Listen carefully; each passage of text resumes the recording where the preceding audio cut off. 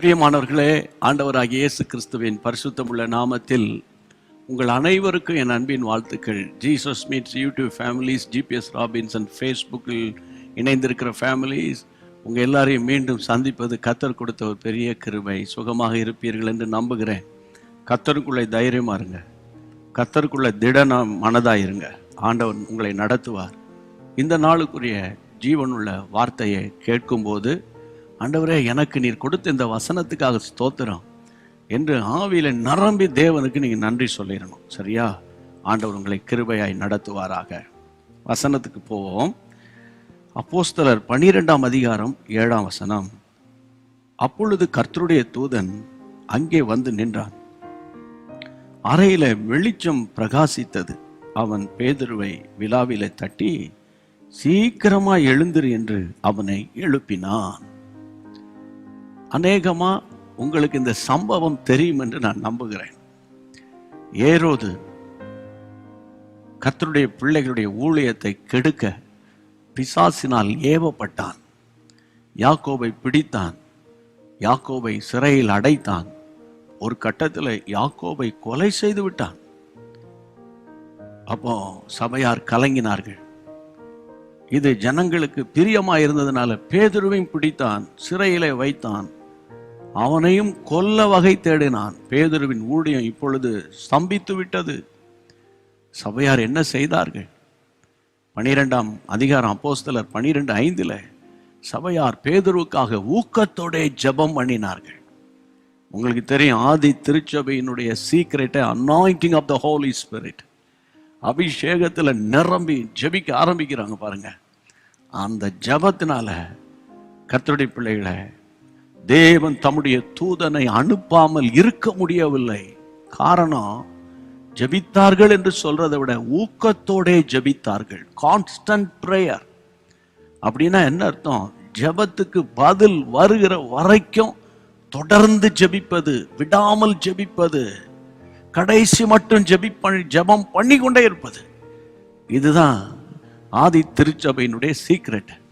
அப்ப இன்றைக்கு காலையில் ஏன் ஆண்டவர் இதை உங்களுக்கு சொல்றான்னு கேட்டா, ஜெபத்தை விட்டுறாதீங்க, ஜெபத்தில் சோர்ந்து போயிடாதீங்க, ஜெபத்தில் தடுமாறாதீங்க. நான் செய்யறது சரியா, ஏறெடுக்கிற ஜெபம் சரியா தவறா, ஜெபிக்கலாமா வேண்டாமா என்ற ஒரு கன்ஃபியூஷனுக்கே போகாதீங்க.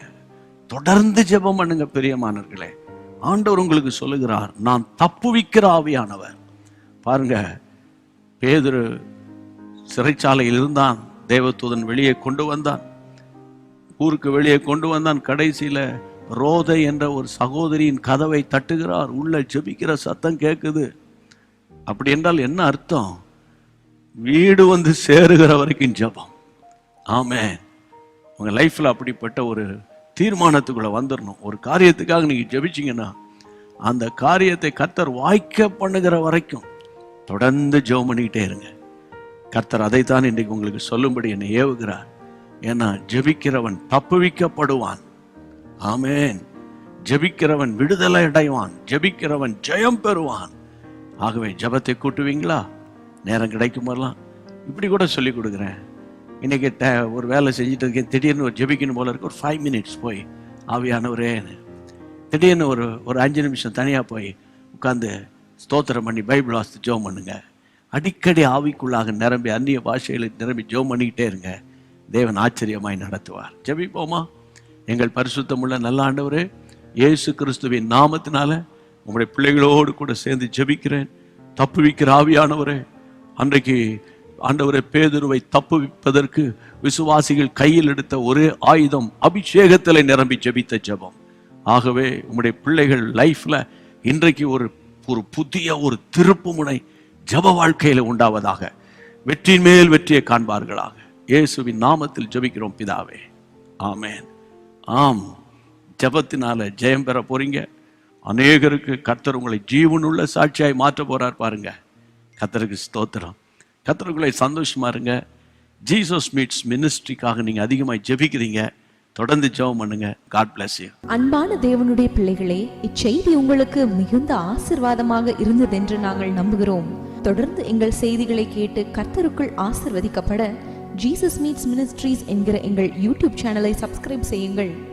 மேலும் உங்கள் ஜெப உதவிக்கு எங்களோடு நீங்கள் தொடர்பு கொள்ள வேண்டிய தொலைபேசி எண் 9842252836 மற்றும் 7299546363.